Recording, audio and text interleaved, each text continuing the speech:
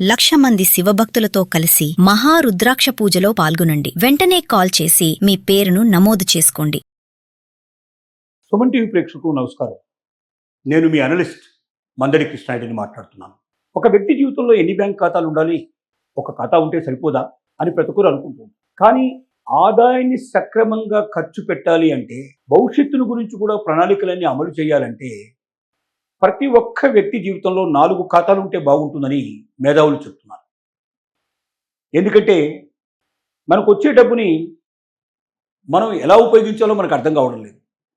ఆదాయాలు ఎప్పుడు వస్తున్నాయో, పెట్టుబడులు ఎప్పుడు పెడుతున్నాము, ఖర్చులకు ఎప్పుడు తీసేస్తున్నాము, అత్యవసర పరిస్థితుల్లో మనకు ఎట్లా ఉపయోగపడుతుందో, ఇలా రకరకాల సందేహాలు సందిగ్ధతతోటి వచ్చిన డబ్బుని ఏదైనా మంచి పని కోసం ఉపయోగించాలనుకునే టైంలోనే అది ఖర్చు అయిపోతుంది. మళ్ళీ నెల చివరి చూసేసరికల్లా అప్పుల కోసం బయలుదేరాల్సిన పరిస్థితుల్లో చాలామంది ఉంటారు.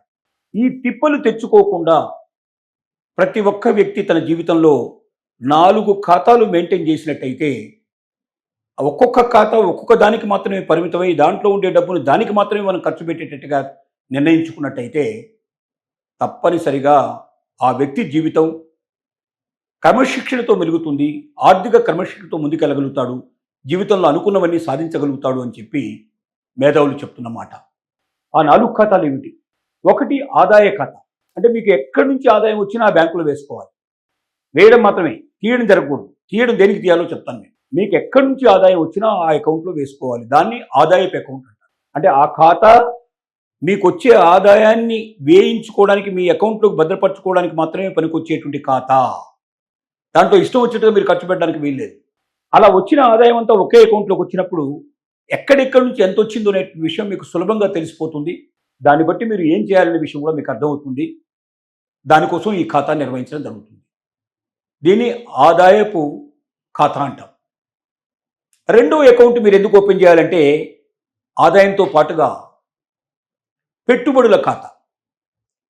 అంటే మీరు ఫిక్స్డ్ డిపాజిట్ చేయడం కానీ, లేక పొదుపు చేయడం కానీ, సేవింగ్స్ అకౌంట్లోకి పెట్టడం కానీ, లేక ఏదైనా బాండ్లు కొనడం కానీ, ఏదైనా షేర్స్ కొనడం కానీ, ఏదైనా బంగారం కొనడం కానీ, ఏదైనా సరే పెట్టుబడి రూపంలో ఏదైనా చేయడానికి పనికొచ్చేటువంటి ఖాతాని మీరు పెట్టుబడుల ఖాతా అంటారు. అంటే ఆదాయం ఖాతాలో మీకు డబ్బులు వచ్చిన తర్వాత కొంత డబ్బును పెట్టుబడుల ఖాతాలోకి మీరు మళ్ళిస్తారనమాట. ఆ పెట్టుబడుల ఖాతాలోంచే మీరు ఓన్లీ పెట్టుబడులకే ఉపయోగిస్తారు, దాన్ని వేరే ఖర్చుల కోసం ఉపయోగించరు. ఇక నెలసరికి మీకు ఉండేటువంటి ఖర్చుల కోసం ప్రత్యేకమైన ఒక ఖాతా. మీ గ్రాసరీ కొనడానికి కానీ, లేక పని మనుషులకి, వంట మనుషులకి, ఇట్లాంటి వాళ్ళకి డబ్బులు ఇవ్వడానికి కానీ, లేక నిత్యావసరాలు కొనుక్కోవడానికి కానీ, లేదా ఏదైనా వినోదానికి వాటికి వీటికి ఏదైతే ఉపయోగించాలనుకుంటున్నారో, లేదా పిల్లలకు సంబంధించిన ఫీజులు ఏవైతే ఉన్నాయో, నిత్యావసరం అంటే ప్రతి నెల చివరి దాకా ఉండేటువంటి ఖర్చులన్నిటి కోసం ఆ డబ్బులు వాడడానికే ప్రత్యేకమైన ఒక ఖాతాని మీరు ఓపెన్ చేసుకుంటే, ఆ ఖాతాలోంచి మాత్రమే మీరు ఈ ఖర్చుల కోసం ఖర్చు పెట్టాలి.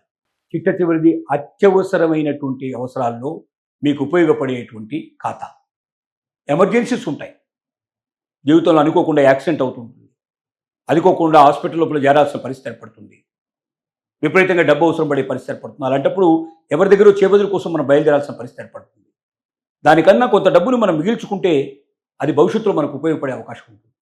కాబట్టి 4వ ఖాతా అనేది మీ అత్యవసరమైన అవసరాల కోసం ఉపయోగపడేటువంటి ఖాతా. అంటే ఈ 4 ఖాతాలు మీరు వేరువేరుగా ఉపయోగించినప్పుడు ఒకదాంట్లోంచి ఒకటికి మీరు కన్ఫ్యూజన్ లేకుండా మెయింటైన్ చేసినట్టయితే ఏ ఖర్చు ఎక్కడ పెడుతున్నారో కూడా మీకు స్పష్టంగా తెలుస్తుంది. నెల నెల మీరు పెట్టుబడులు ఎంత పెడుతున్నారో తెలుస్తుంది. నెల నెల అత్యవసర నిధి మీరు ఎంత ఉపయోగిస్తున్నారో తెలుస్తుంది. ఈ రకంగా మీరు ఖచ్చితంగా వచ్చే డబ్బుని నిక్కచ్చిగా ఖర్చు పెట్టే అవకాశం ఉంటుంది. మీ జీవితంలో కొంత డబ్బును మిగుల్చుకునే అవకాశం ఉంటుంది. కొంత మీరు పెట్టుబడుల రూపంలో ఆల్రెడీ మీరు చేస్తున్నారు కాబట్టి, కొంత అత్యవసర నిధి కోసం మీరు పోగు చేస్తున్నారు కాబట్టి, ఎలాంటి పరిస్థితి ఏర్పడ్డా మీరు జీవితంలో జంకు కొంకు లేకుండా మీ జీవితాన్ని అధిగమించి ముందుకు వెళ్ళడానికి ఒక అవకాశం ఏర్పడుతుంది. ఈ 4 ఖాతాలు కూడా పేదవాళ్ళు కూడా ఓపెన్ చేయొచ్చు. జన్ధన్ ఖాతాలు ఓపెన్ అవుతున్నాయి. జన్ధన్ ఖాతాలో మీరు ఓపెన్ చేస్తే మీరు ₹1 కట్టాల్సిన అక్కర్లేదు. మీరు బ్యాంకు లోపల మినిమం బ్యాలెన్స్ మెయింటైన్ చేయాల్సిన అవసరం లేదు. కాబట్టి పేదవాడి దగ్గర నుంచి డబ్బున్న వాడి దగ్గర 4 ఖాతాలు ఓపెన్ చేసుకోవడానికి మీకు అవకాశం కల్పిస్తూ ఈ రకమైనటువంటి ప్రామాణికాలు మీరు మెయింటైన్ చేసినట్టయితే భవిష్యత్తులో ఇబ్బందులు లేకుండా, బాధలు లేకుండా, కష్టం లేకుండా, కన్నీళ్ళు లేకుండా, ఎలాంటి పరిస్థితి ఏర్పడ్డా మీరు నిలదొక్కుని ధైర్యంగా నిలబడి మీ కుటుంబాన్ని మీరు నిలబెట్టుకోవడానికి అవకాశం ఉంటుందనేది మేధావులు సూచిస్తున్న విషయం. ప్రతి ఒక్కరూ ఆలోచించండి. 4 ఖాతాలు ఓపెన్ చేసుకొని మీ జీవితాన్ని ఆనందమయం చేసుకుంటారు.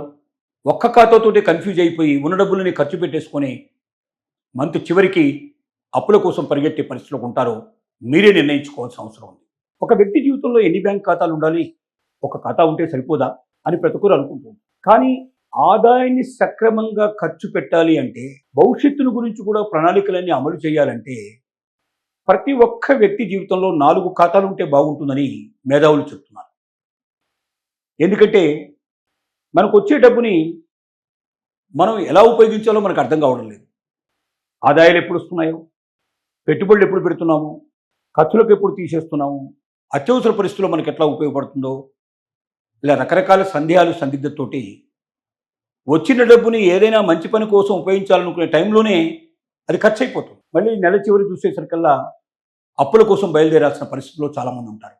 ఈ తిప్పలు తెచ్చుకోకుండా ప్రతి ఒక్క వ్యక్తి తన జీవితంలో 4 ఖాతాలు మెయింటైన్ చేసినట్టయితే, ఒక్కొక్క ఖాతా ఒక్కొక్క దానికి మాత్రమే పరిమితమై దాంట్లో ఉండే డబ్బును దానికి మాత్రమే మనం ఖర్చు పెట్టేటట్టుగా నిర్ణయించుకున్నట్టయితే తప్పనిసరిగా ఆ వ్యక్తి జీవితం క్రమశిక్షణతో మెలుగుతుంది. ఆర్థిక క్రమశిక్షణతో ముందుకెళ్ళగలుగుతాడు. జీవితంలో అనుకున్నవన్నీ సాధించగలుగుతాడు అని చెప్పి మేధావులు చెప్తున్నమాట. ఆ 4 ఖాతాలు ఏమిటి? ఒకటి ఆదాయ ఖాతా. అంటే మీకు ఎక్కడి నుంచి ఆదాయం వచ్చినా ఆ బ్యాంకులో వేసుకోవాలి. వేయడం మాత్రమే, తీయడం జరగకూడదు. తీయడం దేనికి తీయాలో చెప్తాను నేను. మీకు ఎక్కడి నుంచి ఆదాయం వచ్చినా ఆ అకౌంట్లో వేసుకోవాలి. దాన్ని ఆదాయపు అకౌంట్ అంటారు. అంటే ఆ ఖాతా మీకు వచ్చే ఆదాయాన్ని వేయించుకోవడానికి, మీ అకౌంట్లోకి భద్రపరచుకోవడానికి మాత్రమే పనికొచ్చేటువంటి ఖాతా. దాంట్లో ఇష్టం వచ్చినట్టుగా మీరు ఖర్చు పెట్టడానికి వీల్లేదు. అలా వచ్చిన ఆదాయం అంతా ఒకే అకౌంట్లోకి వచ్చినప్పుడు ఎక్కడెక్కడి నుంచి ఎంత వచ్చిందో అనే విషయం మీకు సులభంగా తెలిసిపోతుంది. దాన్ని బట్టి మీరు ఏం చేయాలనే విషయం కూడా మీకు అర్థమవుతుంది. దానికోసం ఈ ఖాతా నిర్వహించడం జరుగుతుంది. దీన్ని ఆదాయపు ఖాతా అంటాం. రెండో అకౌంట్ మీరు ఎందుకు ఓపెన్ చేయాలంటే, ఆదాయంతో పాటుగా పెట్టుబడుల ఖాతా. అంటే మీరు ఫిక్స్డ్ డిపాజిట్ చేయడం కానీ, లేక పొదుపు చేయడం కానీ, సేవింగ్స్ అకౌంట్లోకి పెట్టడం కానీ, లేక ఏదైనా బాండ్లు కొనడం కానీ, ఏదైనా షేర్స్ కొనడం కానీ, ఏదైనా బంగారం కొనడం కానీ, ఏదైనా సరే పెట్టుబడి రూపంలో ఏదైనా చేయడానికి పనికొచ్చేటువంటి ఖాతాని మీరు పెట్టుబడుల ఖాతా అంటారు. అంటే ఆదాయం ఖాతాలో మీకు డబ్బులు వచ్చిన తర్వాత కొంత డబ్బును పెట్టుబడుల ఖాతాలోకి మీరు మళ్ళిస్తారనమాట. ఆ పెట్టుబడుల ఖాతాలోంచే మీరు ఓన్లీ పెట్టుబడులకే ఉపయోగిస్తారు. దాన్ని వేరే ఖర్చుల కోసం ఉపయోగించరు. ఇక నెలసరికి మీకు ఉండేటువంటి ఖర్చుల కోసం ప్రత్యేకమైన ఒక ఖాతా. మీ గ్రాసరీ కొనడానికి కానీ, లేక పని మనుషులకి, వంట మనుషులకి, ఇట్లాంటి వాళ్ళకి డబ్బులు ఇవ్వడానికి కానీ, లేక నిత్యావసరాలు కొనుక్కోవడానికి కానీ, లేదా ఏదైనా వినోదానికి వాటికి వీటికి ఏదైతే ఉపయోగించాలనుకుంటున్నారో, లేదా పిల్లలకు సంబంధించిన ఫీజులు ఏవైతే ఉన్నాయో, నిత్యావసరం అంటే ప్రతి నెల చివరి దాకా ఉండేటువంటి ఖర్చులన్నిటి కోసం ఆ డబ్బులు వాడడానికే ప్రత్యేకమైన ఒక ఖాతాని మీరు ఓపెన్ చేసుకున్నట్లయితే ఆ ఖాతాలోంచి మాత్రమే మీరు ఈ ఖర్చుల కోసం ఖర్చు పెట్టాలి. చిట్ట చివరిది అత్యవసరమైనటువంటి అవసరాల్లో మీకు ఉపయోగపడేటువంటి ఖాతా. ఎమర్జెన్సీస్ ఉంటాయి. జీవితంలో అనుకోకుండా యాక్సిడెంట్ అవుతుంటుంది, అనుకోకుండా హాస్పిటల్ లోపల చేరాల్సిన పరిస్థితి ఏర్పడుతుంది, విపరీతంగా డబ్బు అవసరం పడే పరిస్థితి ఏర్పడుతుంది. అలాంటప్పుడు ఎవరి దగ్గర చేబదుల కోసం మనం బయలుదేరాల్సిన పరిస్థితి ఏర్పడుతుంది. దానికన్నా కొంత డబ్బును మనం మిగిల్చుకుంటే అది భవిష్యత్తులో మనకు ఉపయోగపడే అవకాశం ఉంటుంది. కాబట్టి 4వ ఖాతా అనేది మీ అత్యవసరమైన అవసరాల కోసం ఉపయోగపడేటువంటి ఖాతా. అంటే ఈ 4 ఖాతాలు మీరు వేరువేరుగా ఉపయోగించినప్పుడు ఒకదాంట్లోంచి ఒకటికి మీరు కన్ఫ్యూజన్ లేకుండా మెయింటైన్ చేసినట్టయితే ఏ ఖర్చు ఎక్కడ పెడుతున్నారో కూడా మీకు స్పష్టంగా తెలుస్తుంది. నెల నెల మీరు పెట్టుబడులు ఎంత పెడుతున్నారో తెలుస్తుంది. నెల నెల అత్యవసర నిధి మీరు ఎంత ఉపయోగిస్తున్నారో తెలుస్తుంది. ఈ రకంగా మీరు ఖచ్చితంగా వచ్చే డబ్బుని నిక్కచ్చిగా ఖర్చు పెట్టే అవకాశం ఉంటుంది. మీ జీవితంలో కొంత డబ్బును మిగుల్చుకునే అవకాశం ఉంటుంది.